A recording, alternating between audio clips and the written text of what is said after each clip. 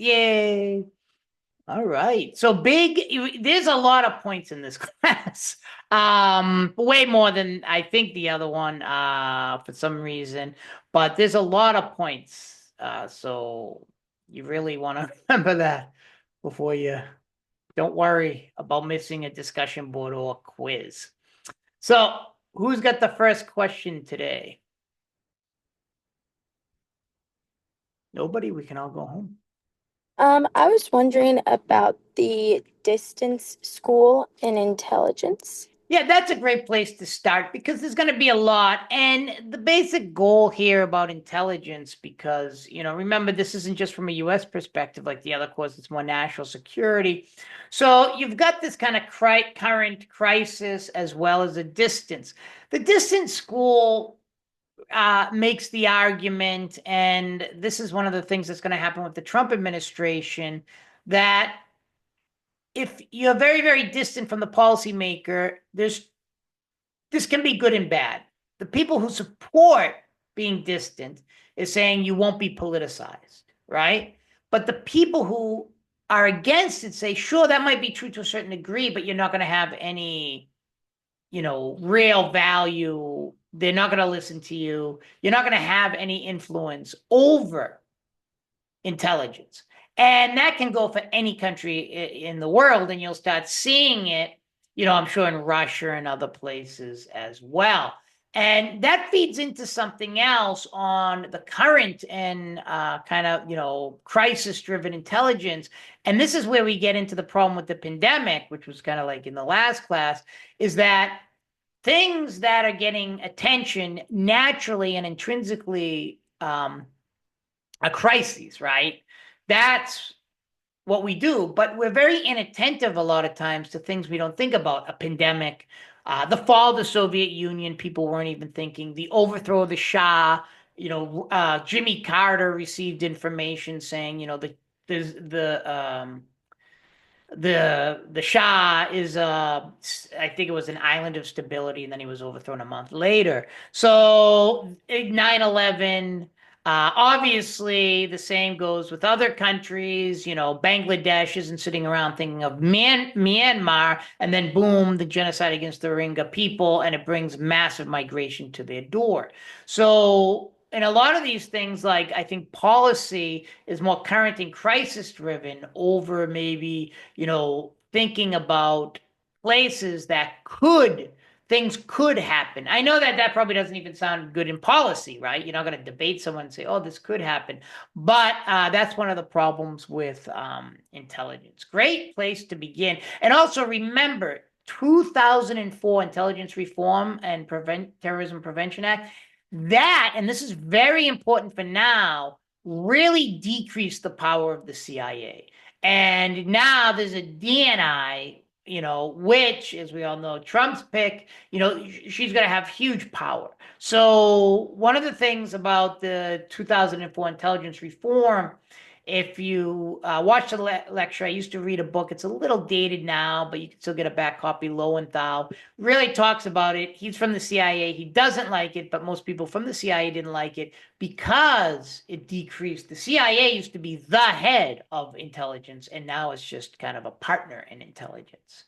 Great idea. And collection swarm is similar to kind of the current and crisis-driven intelligence, where there's all of a sudden a crisis. Oh my goodness, look what's going on in Venezuela. So all of it goes to Venezuela. But then we lose sight of a lot of things going on. Very good. What else do we got going on here? Any other questions? Nothing? We can go home. Sorry, I had one more. So the scramble for Africa, is that going to be like, are we looking at it differently than you mentioned in your previous Zoom? Right. No, I think The it's difference the in the same. parts? I think that that's important for national security, especially from the Russian side. Right now, Russia is not doing too well in the world in some areas, but it has been doing well in Africa, getting those people on their side. The same with India. I know that's not Africa, but I see the world is going into more of an alliance system. So, from the point of view of just a broad spectrum of different countries, um, experiences and security issues, they're really expanding, right, for allies. Before in the Cold War, Cuba, but now Russia has and China have Nicaragua, Venezuela, etc. Does that mean they're bad or good? Well, I don't like Nicaraguan government too much. The Venezuela's up for debate, but the point is that Russia and China are jumping into any kind of anti-US movement in order to get the alliance on their side. India. In fact, I think a lot of those, this would be a good question, huh? A lot of those ideas of economic liberalism, the more integrated in the world you get, the more peace you have. There's a backside to that where Russia got so integrated into the world system, now no one can put sanctions on after the Ukrainian invasion because then they'll have problems with oil. And in fact, the new German coalition that's going to happen wants Russian oil because it's cheaper. So that's kind of interesting. So I mean, it's a battle of alliances. It's really, really interesting from my point of view. Does that suggest in any way that, so I know it would, the logical thing would be to assume that you see a lot of other powerful countries forming alliances with each other and whatnot. So this is like a multipolar world. Yeah, But does it suggest at all about the increasing power of the US where it kind of forces this reactionary effect from other countries to seek out alliances? I would say so. I think all these countries now are seeing alliances, whether they're democratic or authoritarian, etc. If the United States doesn't like us, we'll go somewhere else. And that's the Niger coup, right? The United States was not supporting always the best governments. And after the coup, they didn't care about democracy. It just went in a more pro-Russian. In fact, in this class, maybe 2 years ago, I had someone from a Western African country, and he was working in Kenya, and he said Russia was quite popular in Africa. Very interesting. So that's where that really goes, and I think that that's important to kind of understand in the new national security kind of multipolar world we live in. Excellent ideas and opinions there. Anyone else have something like large end data? I don't know if you like it or not, but you still got to know. Some people don't like the stats. I am teaching a national security stats next semester. It's actually good for your careers. That's what I will send out a thing. But if you don't like it, you know you can take it. But large N data is essentially just different from small N, where you do like a case study. But you're basically looking at a large N. So that's a large number and a big data set. So if you remember the conflict data set that if you watched it yet, because I don't know if it was due yet, as someone mentioned, and which I'll get into later, this opens tomorrow, the final, but you have plenty of time to take it if you haven't finished all the discussion boards. That person brought up a really good point. So it's basically looking at maybe 100, 200, 300 cases to see if there's some kind of pattern there. And that's very, very important to kind of understand, because if you kind of see what type of, say, for example, conflict creates the most death, then you can address it in a more efficient way. I kind of wanted to get that out of the way. Thanks. Any other, Lindsay Moran, because since we started with intelligence, what was her big thing, Lindsay Moran? Does anyone remember? I kind of like her. No one remembers the maternity instinct, why the CIA likes women. This is not just a U.S. approach. When you look at other people from Russia who come here, many are women who are able to get information because men are so weak, and able to move up quite rapidly because they're women. People feel more comfortable speaking with women. That's the whole HUMINT school. So the HUMINT, if any questions there, that's on the ground knowledge, speaking the language, like many spoke English perfectly. We've had spies from all over. Even Israel has spied on the United States. We have spies. I always say as a joke, I'm sure I got spies in some of my classes. I think it's a perfectly natural thing, but I want to make that clear that her argument is that intelligence agencies love in undercover ways women because they think they can get places men can't. And one of the things is the maternity instinct, where, people have this idea, that's the mother, that's, if you're breastfed, etc., you feel like a connection to them. Also, women sometimes kind of feel more innocuous, less threatening to people. Although I don't think like that. I lived in Latin America where there were many women guerrilleros that were very good fighters. See, I'm a feminist there. And also, women know their areas better. And I do believe that because as a man, I'm not worried about, say, assault or something, where women have to be much more conscious of their surroundings. And what else do we have intelligence there? That's about it. Dora Maria Tejas and Sandino, that kind of intersubjective approach. What's a terrorist is sometimes subjective. So you've got to watch out when you invade a country, like many do. How will they respond? I mean, like right now with Russia, even if it took over swaths of the Ukraine, this is going to be interesting for national security. As you remember, when I showed the people getting blown, well, not show, but like, the mall blew up and another place blew up in Bogota in the military part. Will Russia face that same kind of insurrection if it takes over those swaths of land of the Ukraine? In the deal, it gets that land, but does it even want that land? That becomes a question. What other questions do we have?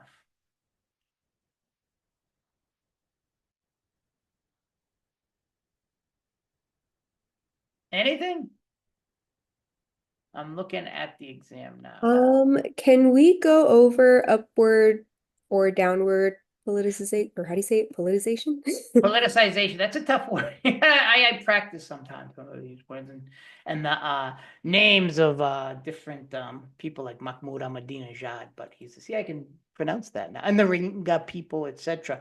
That's one of the things about international relations. You're always trying to learn these different names. Politicization is basically you're politicizing the data opposed to letting the data fall where it may. So a good case, this class, I like the book. If you took a look at it online, really gets into downward and upward. So the downward politicization basically entails incentives that a consumer gives to an intelligence analyst. So the consumer itself, a policymaker, is giving you incentives. Like, for example, you have a higher probability of getting promoted if you give me what I want, right? Even though you're not giving me the correct information. So I really want to invade Venezuela. I want to hear all horrible stuff about Venezuela, and you give it to me, and this is going to help your career. And it's the opposite, maybe nails here. In the upward, it's the opposite, where an intelligent analyst aims to please the consumer, right? So he or she is giving you false information because they think this is what you want to hear. So upward goes up, right, from the analyst up to the policymaker, and downward goes down to the analyst. And I kind of like that little typology and dichotomy because I think it's true. Like, because a lot of people say, well, this person is politicizing the data, but it might be the analyst trying to do it in order to curry favor to move his or her career forward.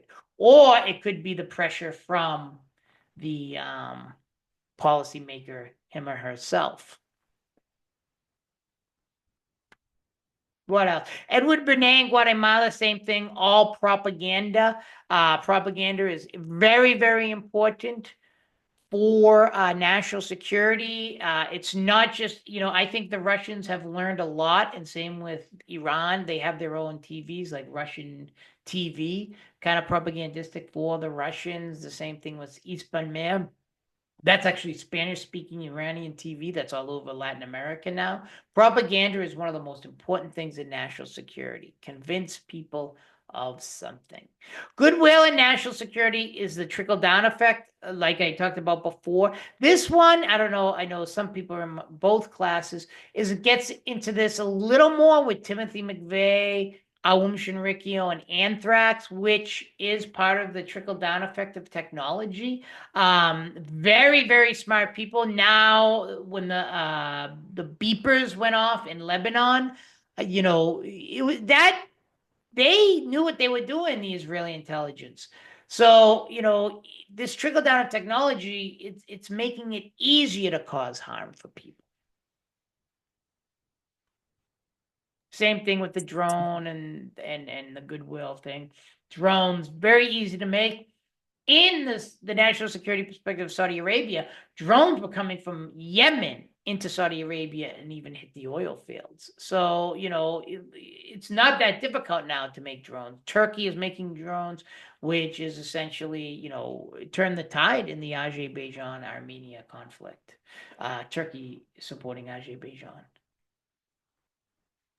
Was that the only kind of point that we were supposed to get from Timothy James McVeigh Yeah, and Thorax? it's an interesting phenomena. You people weren't alive, but I remember I was little, and what he did in Oklahoma was horrible. But people started having to rethink, technology. Like, technology is great. I love technology, but is there a negative externality to this?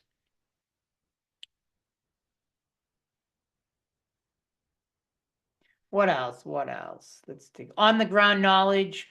That is definitely language skills, cultural skills, living abroad. When I was a solicitor by the CIA, that's what they like because I lived in Nicaragua so long.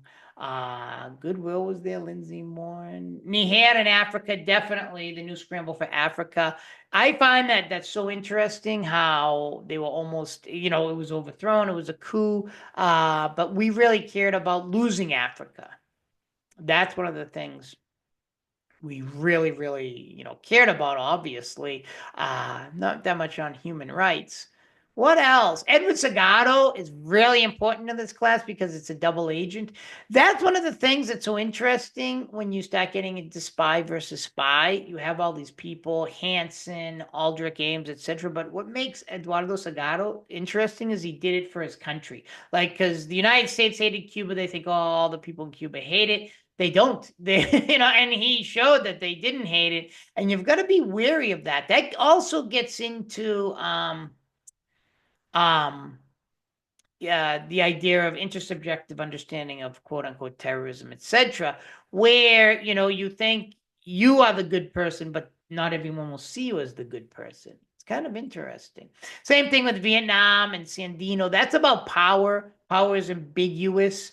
Sandino was able to take on the United States. Viet Cong was able to take on the United States, yet the United States was able to defeat Japan, Germany.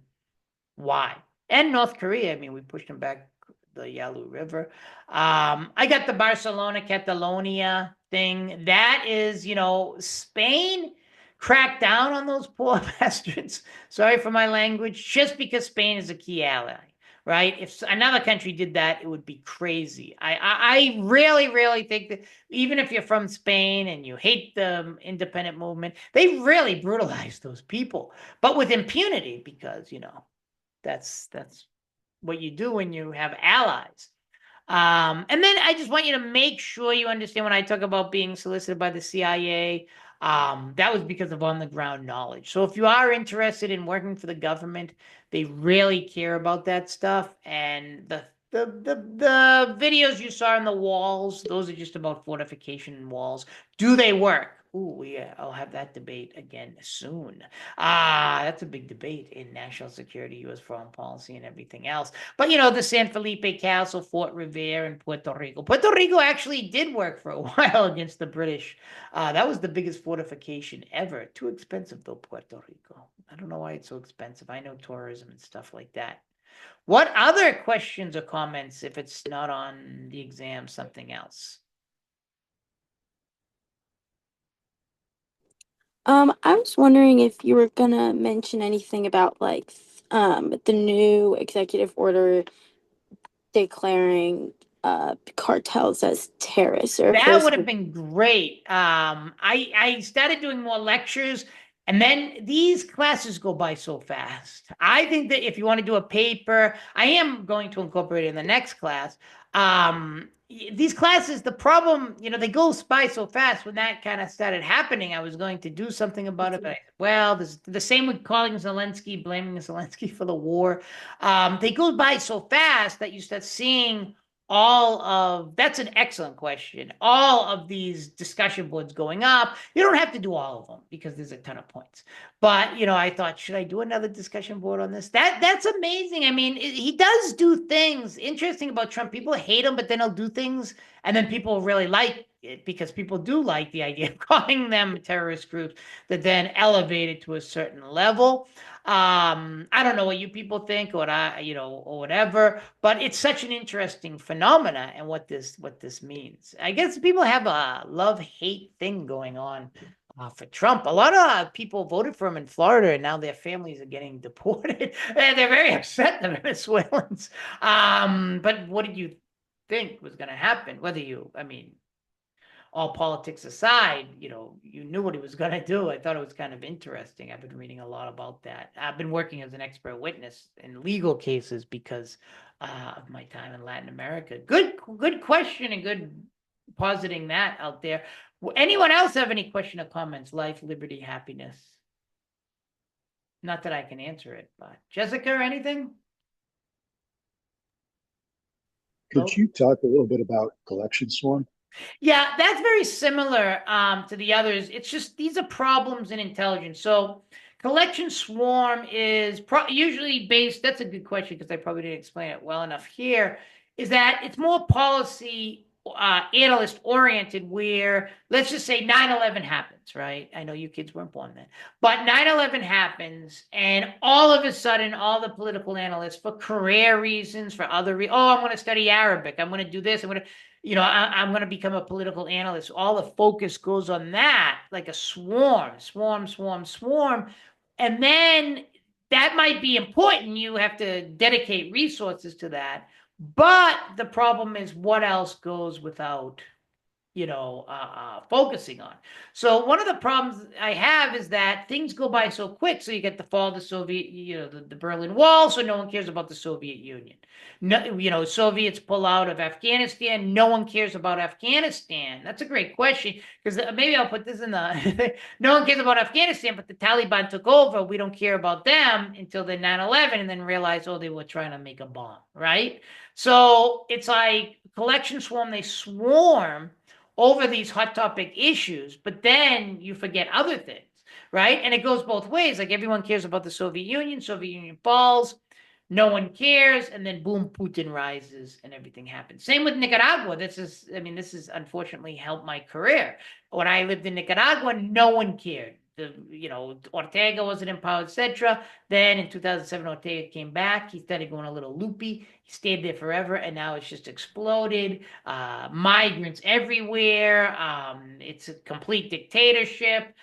China is now, and Russia completely has outpaced the United States in Nicaragua, has completely replaced them.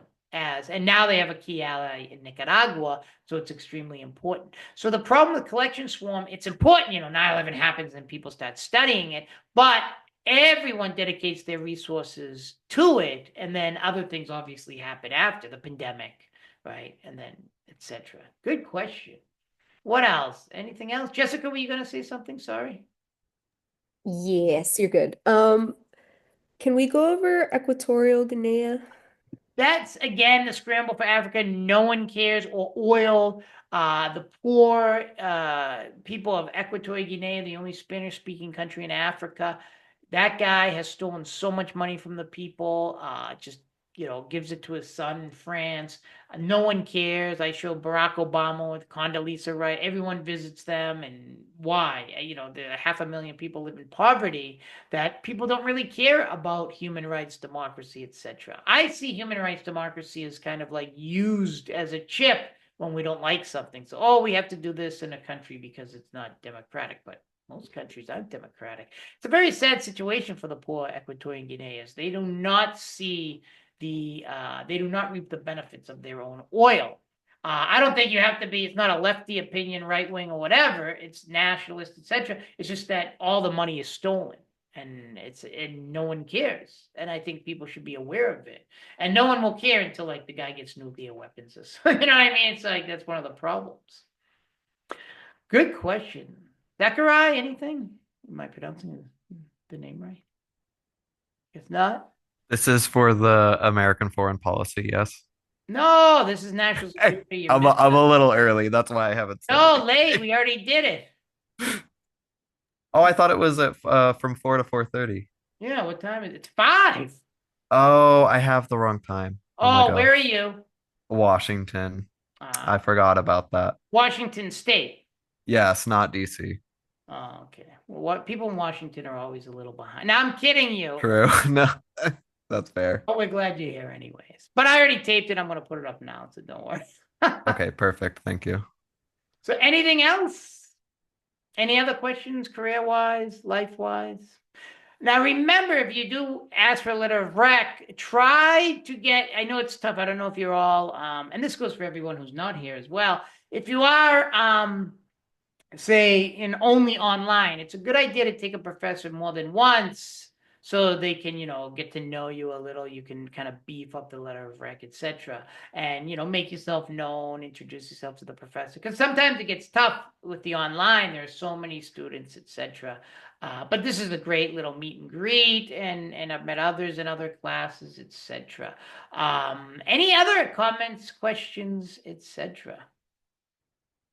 Nothing? Well, it was great seeing you all. This one had a fewer than the other one, which I understand people have other things going on. I appreciate you coming out to both. And I appreciate you even coming in, Zachary, even if it was late. That's perfectly fine. Well, we'll end there. Jessica, Cameron, take care, and I'll post this now, and it opens tomorrow. You do not have to take it if you're not ready. You're welcome to wait until March 4th when the class ends. Thank you so much. Yeah, take care, everyone. Well, Great seeing you. Thanks, Professor.